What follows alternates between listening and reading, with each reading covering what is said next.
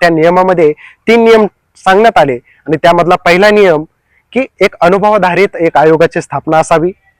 त्या अनुभवाधारित आयोगामध्ये एक समर्पित आयोग जो त्या मागासवर्गीयांचं स्वरूप आणि त्याची व्याप्ती याचा आढावा घेईल। एक अनुभवाधारित आकडेवारी देखील असायला हवी।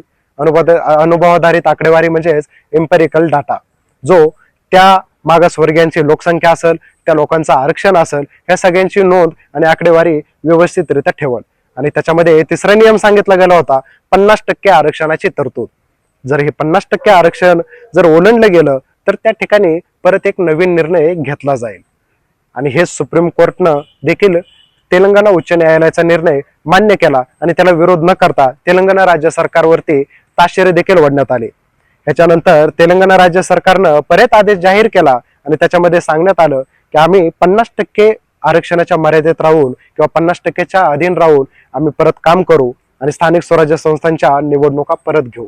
महाराष्ट्रावरती त्याचे पडसाद काय पडतील आपण हे देखील पाहू। तर महाराष्ट्रामध्ये एकूण 15 जिल्ह्यांमध्ये ग्रामपंचायतींमध्ये 50% आरक्षण ओलांडून निवडणुका झालेल्या आपल्याला दिसून येतात।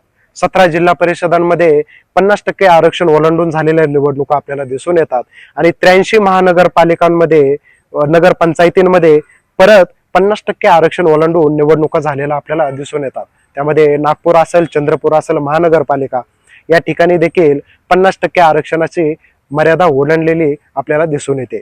जर कदाचित उद्या जर तेलंगणा राज्य सरकारवरती हे 50% आरक्षणाची मर्यादा हा निर्णय जर जाहीर करण्यात आला आणि जर तो मान्य करण्यास भाग पाडलं गेलं तर याच्या पडसाद महाराष्ट्रावरती देखील पडू शकतो।